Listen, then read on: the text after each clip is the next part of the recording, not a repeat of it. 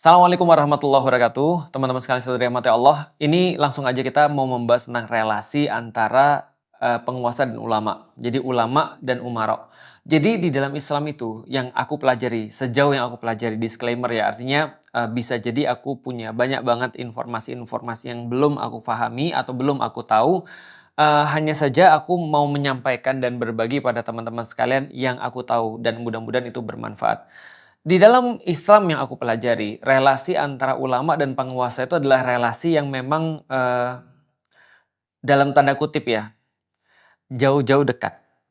Itu kayak perkataan jauh tapi dekat atau sudah tapi belum. Artinya ada satu hal yang memang khas di antara hubungan antara penguasa dan juga ulama. Kenapa hubungannya agak khas? Karena gini, ulama itu di dalam Islam adalah warasatul anbiya, adalah sebuah pewaris daripada para nabi. Karena dia pewaris daripada para nabi, sebenarnya urusannya adalah pertanggungjawaban terhadap Allah, bukan pertanggungjawaban terhadap manusia.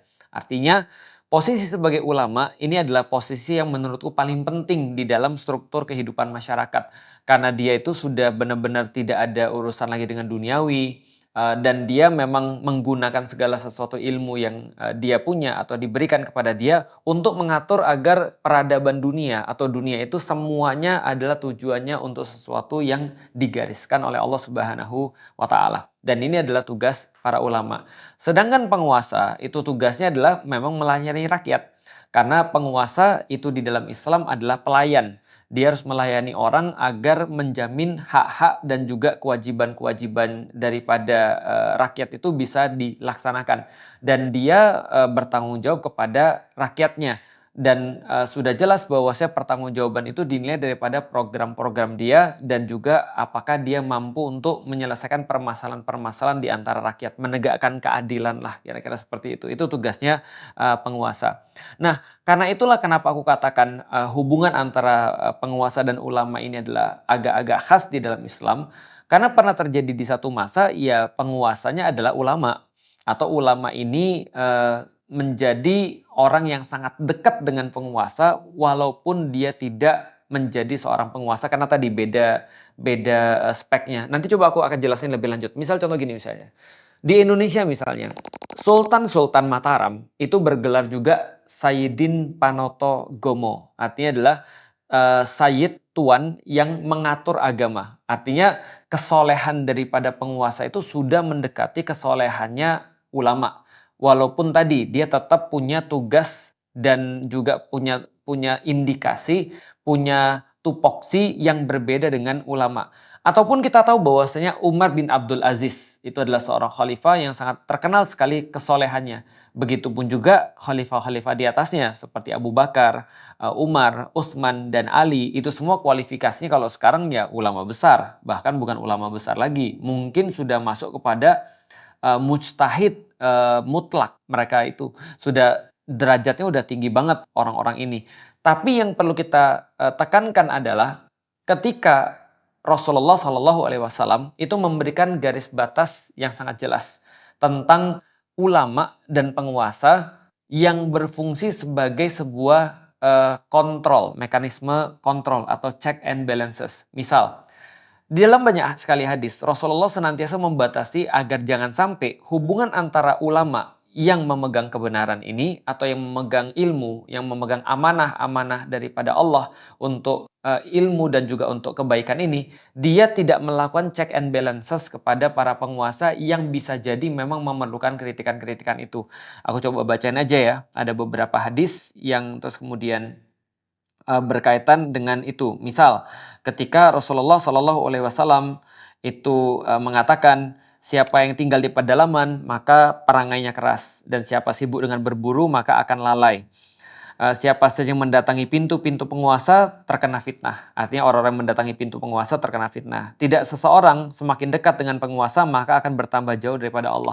Artinya Rasul berusaha untuk memberikan peringatan. Meskipun tidak selalu akan berlaku begitu. Ini kan kasusnya ketika tadi siapa yang tinggal di pedalaman maka perangainya keras. Artinya kalau misalnya kita lihat orang-orang yang tidak teredukasi itu mungkin perangainya keras. Itu maksudnya. Jadi ada hubungan sebab dan akibatnya.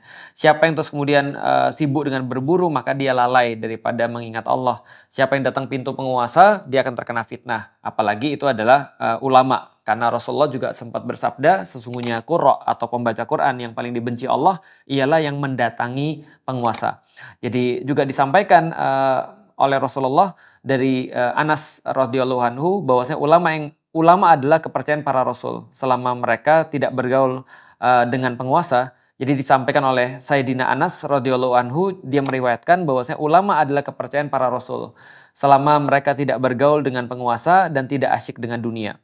Tapi jika mereka bergaul dengan penguasa dan asyik dengan dunia, maka mereka telah mengkhianati para rasul. Karena itu jauhilah mereka.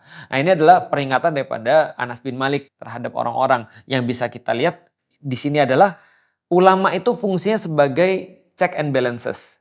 Fungsinya sebagai kritis, sebuah institusi yang menghasilkan pemikiran-pemikiran kritis yang dia gunanya adalah menasihati penguasa, maka tidak datang dia kepada penguasa. Maka ulama-ulama zaman dulu juga menyampaikan yang disarikan daripada hadis-hadis daripada Rasulullah, jangan mendatangi pintu penguasa. Kenapa? Karena yang mau kamu cari apa? Karena kalau misalnya yang kamu mau cari ilmu, penguasa nggak punya. Yang mereka punya apa? Yang mereka punya adalah harta, yang mereka punya adalah kekuasaan, jabatan. Nah, kalau kalian datang ke pintu penguasa, maka seolah-olah kalian minta itu bukan ilmu. Tapi kalau sebaliknya, kalau penguasa itu datang ke pintu ulama, yang dicari adalah ilmu pastinya. Karena penguasa nggak punya uang. Karena ulama nggak punya uang. Ulama juga nggak punya jabatan. Di situ berlakulah ketika di zaman Hasan al-Basri, ulama yang sangat terkenal. Ketika sultan itu terus kemudian datang kepada dia, itu adalah sebuah kebaikan. Tapi ketika dia yang mau datang kepada sultan, tentu saja dia tidak mau ketika disuruh untuk datang ke istana. Kenapa? Karena apa yang dicari di situ. Berlaku juga ada pepatah yang sangat terkenal. Namanya centong, itu harusnya mendatangi tempayan, kan gitu. Jadi kalau misalnya mau ngambil air kan ada centongnya tuh, datang kepada tempayan, bukan tempayannya yang didatengin ke centongnya. Kayaknya ada yang ngomong begitu dulu gitu kan ya. Nah, terus kemudian ternyata yang terjadi adalah tempayan mendatangi centong gitu ya. Nah, artinya balik lagi, ulama itu fungsinya adalah sebagai sebuah institusi yang menghasilkan pemikiran-pemikiran kritis seharusnya. Dan pemikiran-pemikiran kritis ini tidak boleh terbayangi atau tidak boleh dikaburkan dengan apapun, termasuk kedekatan dia dengan penguasa. Karena ketika kita tahu kalau kita sudah dekat sama orang, ya kita akan sungkan untuk bisa negur dia. Bahkan yang terjadi adalah kita pasti membenarkan apa yang dia perbuat karena kita dekat sama dia. Itu adalah sesuatu yang biasa gitu. Artinya kalau dia sebagai seorang ulama, dia harus tahu bahwa yang dia pegang adalah ilmunya Allah. Ketika dia memberikan nasihat, itulah yang terbaik. Maka Rasulullah Shallallahu Alaihi Wasallam menyampaikan, ya kapan ulama-ulama boleh untuk pergi ke pintu penguasa untuk menyampaikan nasihat, gitu kan ya, bahwasanya sebaik-baik jihad adalah kalimat yang baik atau nasihat yang baik kepada pemimpin-pemimpin yang sedang melakukan kezoliman atau kesalahan. Atau misalnya pemimpin para syuhada adalah Hamzah dan orang-orang yang seperti dia, yaitu apa? Datang kepada pintu penguasa lalu menyampaikan nasihat kepadanya karena dia sudah melakukan sesuatu yang mungkin tidak syar'i, lalu terus kemudian penguasa itu membunuhnya, maka dia menjadi sebaik-baik syuhada. Nah, pertanyaannya, apakah ini sudah terjadi sekarang kan gitu kan ya? Ini kan yang selalu kita tanya-tanya nih, apakah ini sudah terjadi sekarang? Nah, teman-teman boleh lihat video yang baru-baru ini aku tonton juga. Boleh lanjut. Ini harus patuh sama kiai. Kalau di sini di istana nanti kiai patuh sama saya gitu. Jelas ngomongnya di situ ya, kalau di sini saya patuh pada ulama. Tapi kalau di istana ulama patuh sama saya gitu kan ya. Nah, itu bagus banget untuk menjelaskan hadis tadi. Bahwasanya jangan mendatangi penguasa. Karena kalau kamu sudah datang pada penguasa, datang pada istana, kamu akan nurut sama dia. Karena itu adalah tempatnya dia. Tapi kalau dia datang kepada ulama, itu dia akan nurut sama ulama. Itu betul banget. Jadi kayaknya pemahaman hadis presiden kita nih jago gitu kan ya. Jadi kalau di sini saya patuh sama ulama, tapi kalau di istana ulama patuh sama saya. Berarti kalau kita sudah tahu dan sudah lihat ada ulama yang datang kepada istana, berarti dia sudah patuh tuh sama presiden.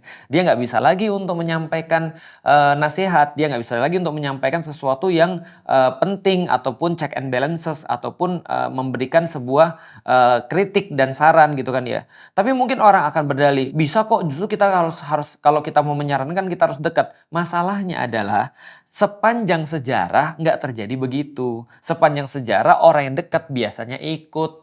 Misal kita lihat zaman sekarang ya, balik lagi. Pernah bertanya-tanya nggak sih teman-teman sekalian?